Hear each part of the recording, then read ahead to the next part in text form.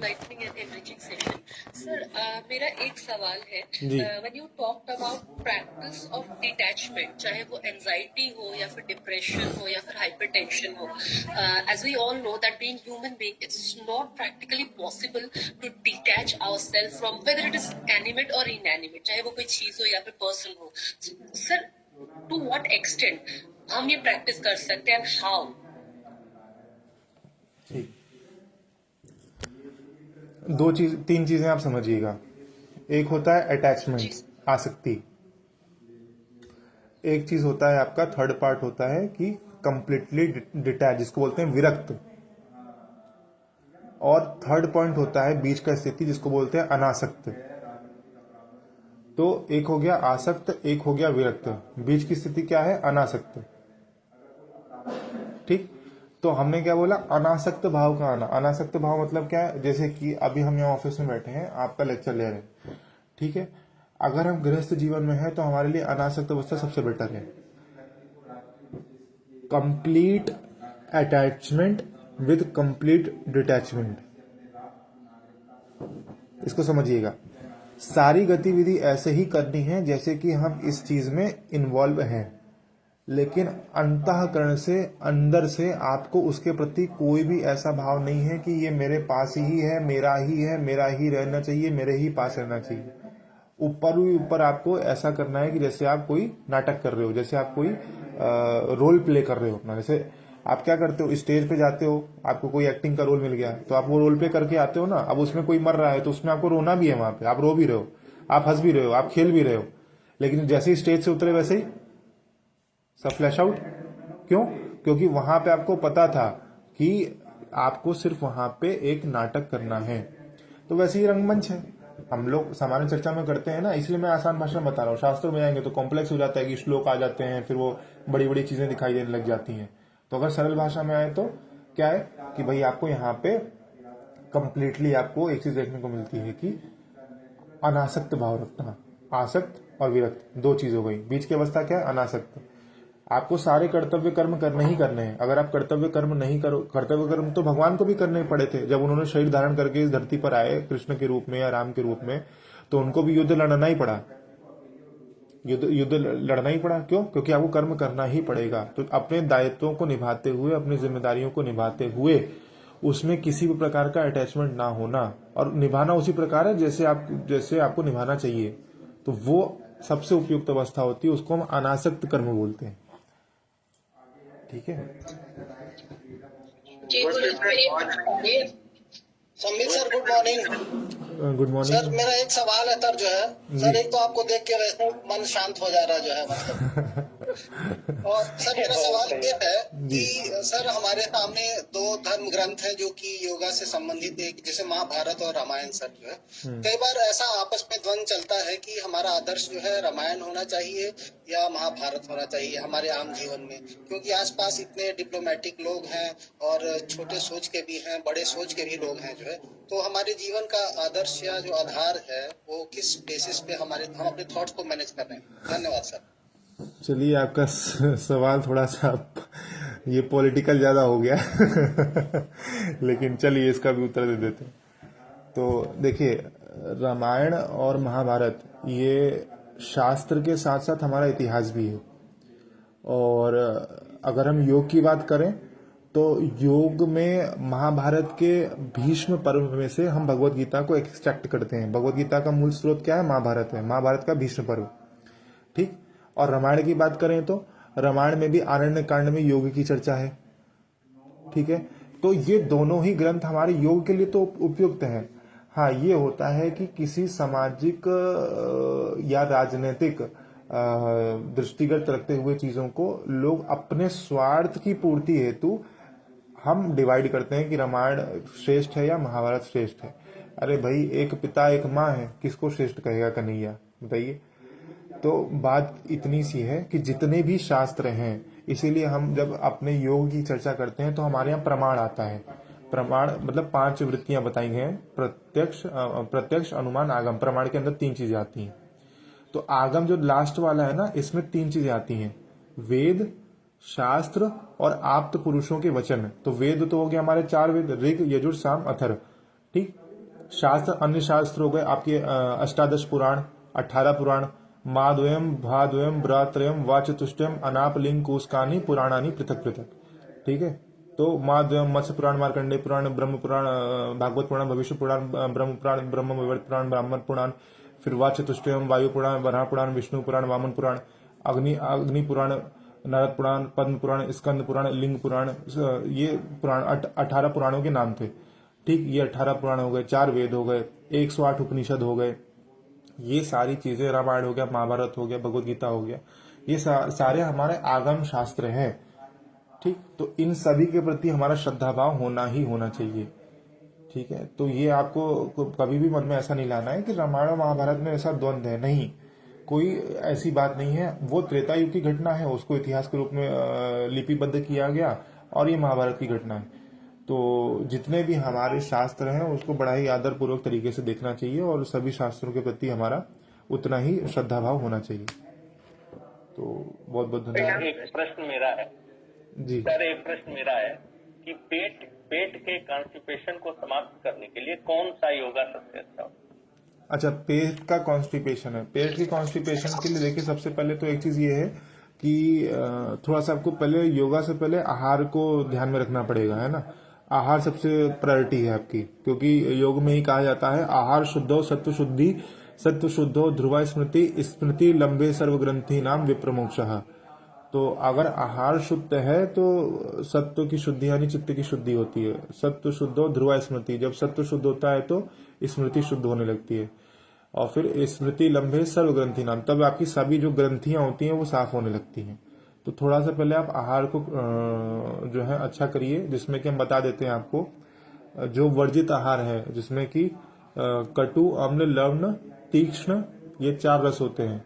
उष्ण, हरित, चाकू आगे की चीजें हैं। तो कटु यानी जो है तीखा रस, अम्ल यानी खट्टा रस, लवण यानी नमकीन, तिक्त यानी मतलब तीखा, ये 4 रसों को आप बंद कर दीजिए। कटु, अम्ल, लवण, तिक्त, ये जो भी चीजें आप सेवन करो उसमें 4 चीजें नहीं होनी चाहिए। तो सेवन क्या करना है, मधुर और कषाय, ये 2 रसों का सेवन करिए, आपको कॉन्स्टिपेशन अच्छा हो जाएगा। मधुर यानी मीठा रस, कषाय यानी कि थोड़ा सा कसैला, ये 2 चीजें आपके लिए उपयुक्त हैं।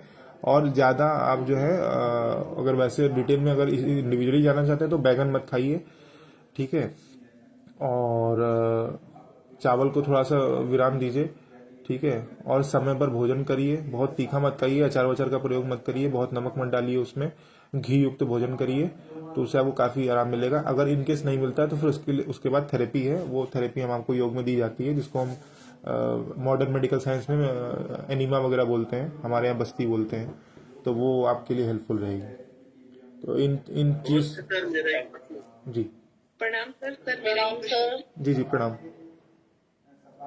सर, मैं ये पूछना चाह रही थी कि जैसे कि मैं सभी आसन करती हूँ, लेकिन मैं भस्त्रिका नहीं कर पाती। प्राणायाम भी सारे करती हूँ, भस्त्रिका करते ही मुझे हेडेक की प्रॉब्लम होने लग जाती है। तो भस्त्रिका क्यों करना है आपको फिर? नहीं सर, जैसे कि सभी करती हूँ, तो मैं ये कहना चाहती हूँ जिसको सर दर्द की प्रॉब्लम रहती है तो वो भस्त्रिका कर सकते हैं या नहीं कर सकते? नहीं, भस्त्रिका प्राणायाम क्या होता है ना, बेसिकली बहुत ज्यादा आपको ट्रिगर कर देता है। तो जिनको हेडेक की दिक्कत है उनके लिए भस्त्रिका प्राणायाम नहीं है, वो आप शांत रहने के लिए अनुलोम विलोम और भ्रामरी का प्राणायाम, भ्रामरी का अभ्यास करिए। और अच्छा लगा कि भाई आप योगाभ्यास कर रहे हैं, काफी अच्छी चीज है। नहीं सर, मैं अनुलोम विलोम और कपालभाति तो मैं 45 मिनट तक कंटिन्यू कर लेती हूँ। बहुत अच्छी बात है, वेरी गुड भाई, आपके लिए काफी क्लैप, बहुत अच्छा। नहीं सर, मैं आसन भी पूरी कर लेती हूँ, सर्वांगासन सभी करती हूँ जी, बहुत बढ़िया। सर, मुझे स्पाइनल में बहुत दिक्कत थी और योग के वजह से बिना दवा खाए जी मैं विगत 6 महीने से, नहीं तो मैं उठ बैठ नहीं पा रहा, लेकिन योग के वजह से आज मेरा ठीक है, अभी मैं बहुत बढ़िया हूँ और रोज करता हूँ। बहुत अच्छे, बहुत नमस्ते सर, एक सवाल है सर। प्रणाम जी सर, उपवास करने से बॉडी के अंदर क्या प्रभाव पड़ता है 24 घंटे से 72 घंटे के बीच में? और दूसरा प्रश्न है कि सूर्य नमस्कार को अगर प्रॉपर तरीके से किया जाए तो क्या अन्य योगाभ्यास की जरूरत है, स्पेशली हमारे जैसे लोगों के लिए जो वर्किंग में है? ठीक है, सुन लीजिए। तो सबसे पहला प्रश्न था कि व्रत से आपकी बॉडी जुड़ा हुआ, गुरुजी एक इसी से ही जुड़ा हुआ जो अविनाश जी पूछ रहे हैं, मैं उसी के कंटिन्यूएशन में पूछ लेती हूँ, तो मेरे ख्याल से दोनों के जवाब मिल जाएगा कि क्या ये संभव है कि कोई आप ऐसा या सूर्य नमस्कार या जो आपको लगता है जिससे हम इन समस्याओं तक पहुंचे ही नहीं, और रेगुलर जिसको आप 5-10 मिनट प्रैक्टिस कर सकते हो, ऐसा कुछ बता दीजिए। ठीक है। तो ठीक है, तीनों सवाल का आंसर सम अप करते हैं। एक सॉरी फॉर इंटरप्ट, एक पिक्चर जी आप लोग खींच के सेंड कर दीजिए मुझे। Okay sir, continue please. जी, तो सबसे पहले ये था कि फास्टिंग का आपके बॉडी पर क्या इफेक्ट आता है। तो बेसिकली जब आप 24 आवर्स के लिए फास्टिंग करते हैं, फास्टिंग में भी जब नेचुरोपैथी में जाएंगे तो अलग अलग टाइम पीरियड की फास्टिंग होती है, 3 घंटे, 6 घंटे, 8 घंटे ऐसे करके। जब फास्टिंग पे आप आते हैं तो फास्टिंग में क्या होता है बेसिकली कि जब एक तो शरीर में आपके ना स्टोर्ड, अगर आसान भाषा में बोला जाए तो स्टोर्ड खाना रखा हुआ है बैकअप के लिए, मतलब वो एनर्जी आपके अंदर स्टोर करी गई है बॉडी में, तो वो स्टोर कभी कभी वो जो है ना फैट के रूप में आपके बॉडी में रहता है। ठीक, तो जब आप व्रत करते हैं, जब आप फास्ट करते हैं, तो जो आपका मेटाबॉलिज्म जिस तरीके से काम करता है, तो जो वो स्टोर्ड फैट्स है उसको खाता है, क्योंकि शरीर को तो भोजन चाहिए, आहार चाहिए। तो आप 24 आवर की फास्टिंग करते हैं, जो आपका फैट्स बॉडी में स्टोर है उस फैट्स को खाना चालू करता है सेल्स आपका। ठीक है, तो उससे आपका ये क्या बोलते हैं कि फैट शरीर के अंदर से कम होना चालू हो जाता है, और इसी कारण से फैट के ही अंदर में कैंसरस सेल्स होते हैं, कैंसरस सेल्स उसी फैट में स्टोर्ड होते हैं। तो जब हम फास्टिंग का अभ्यास करते हैं तो जो मेटाबॉलिज्म होता है हमारा, जो सेल्स हमारे फैट से पोषण लेने का काम करता है, वो उसी कैंसरस सेल्स को भी खाने का काम करता है। तो fasting will also help you in tackling the cancerous cells. ठीक है, अब आगे बढ़ते हैं। उसके बाद आपने चर्चा की थी कि भाई सूर्य नमस्कार, और क्या था प्रश्न आपका कि सूर्य नमस्कार या कोई ऐसा एक्सरसाइज है जो 5-10 मिनट में सबसे बढ़िया तरीके से हो जाए।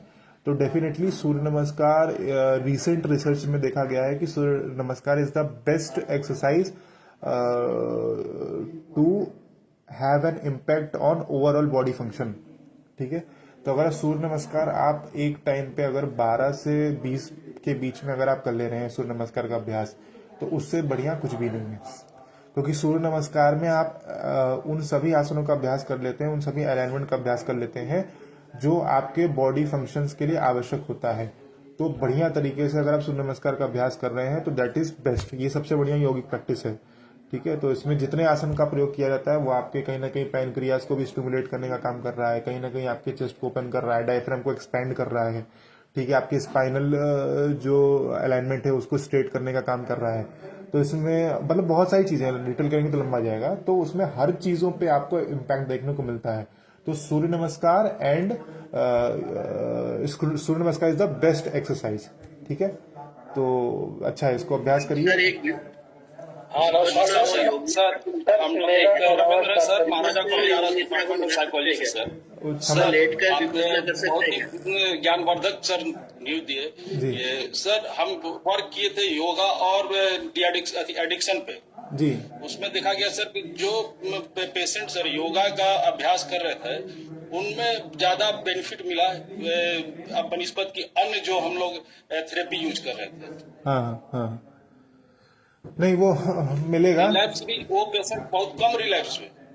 हाँ, नहीं मिल जाएगा, क्योंकि योगाभ्यास बेसिकली क्या है ना, जैसे आपको हम बताते हैं, जैसे आप ड्रग्स इंटेक करते हो तो ड्रग्स इंटेक करने में आपको एक अलग जो है कि क्या बोलते हैं कि हार्मोन्स रिलीज होते हैं जो आपको एक अच्छा फीलिंग करवाते हैं।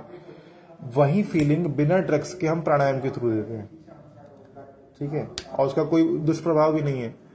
तो अगर आप प्राणायाम कर रहे हो, तो मैंने बताया था ना mindfulness meditation reducing the cortisol level, है ना। तो वो क्या है, वो बेसिकली क्या है, आपके मन, ये स्क्रीन शेयर हो रही है, एक बार देख लीजिएगा किसकी है ना, भूपेंद्र कुमार जी हैं, शायद कुछ दिखाना चाह रहे होंगे।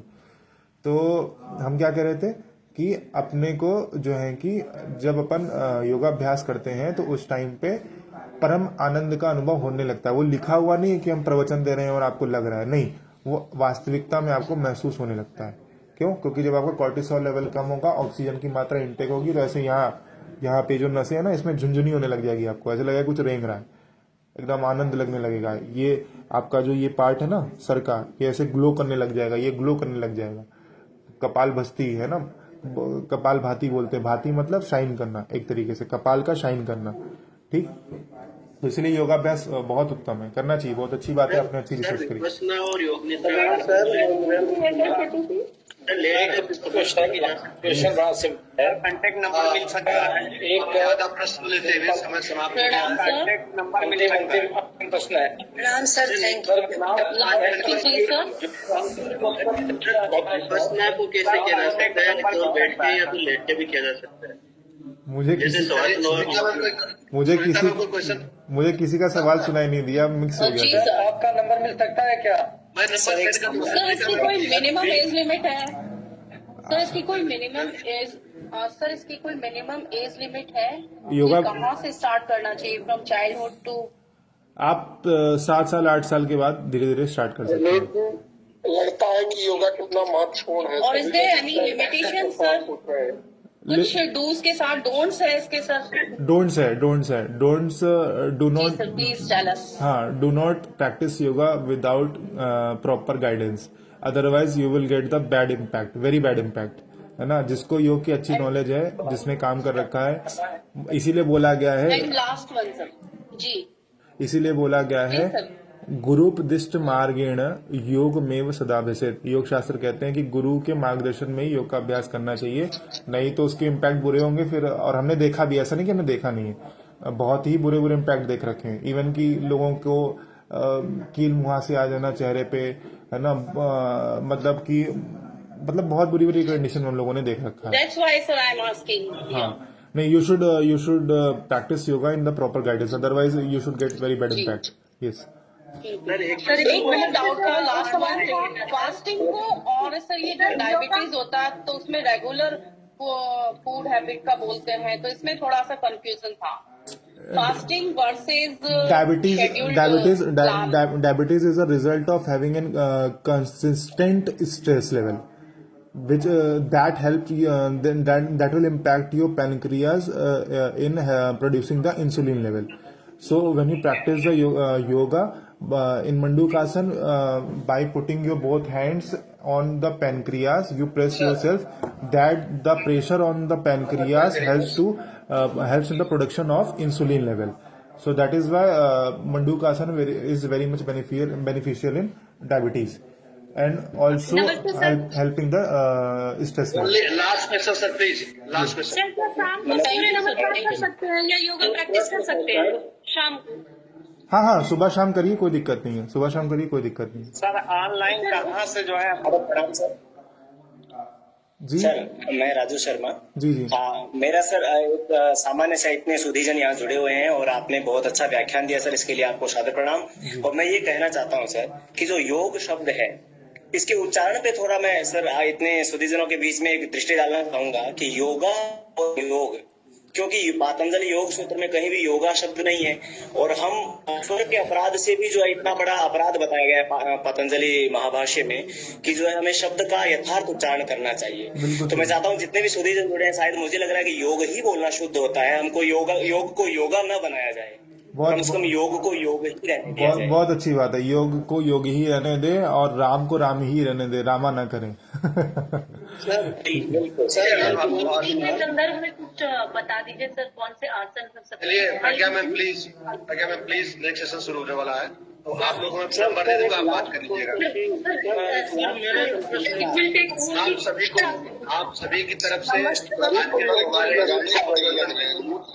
प्लीज मेरा एक प्रश्न था। म्यूट करिए आप लोग सबसे पहले।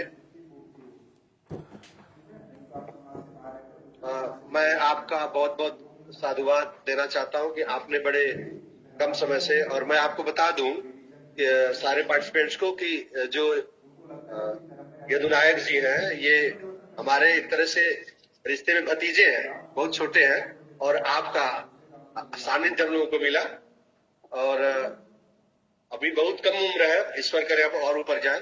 तो मैं आपको सारे पार्टिसिपेंट्स की तरफ से और सारी जिज्ञासाओं आपने देख लिया, कैसा आपका व्याख्यान रहा उससे पता चलता है, तो मैं सबकी तरफ से आपका बहुत बहुत धन्यवाद ज्ञापित करता हूँ, और पुनः एक बार अगले कार्यक्रम में आपसे मैं इजाजत चाहूंगा कि पूरा आपसे मुलाकात हो। बहुत बहुत धन्यवाद। बहुत अच्छा लगा, बहुत बहुत धन्यवाद, बहुत बहुत धन्यवाद सर। धन्यवाद सर। हमें धन्यवाद सर।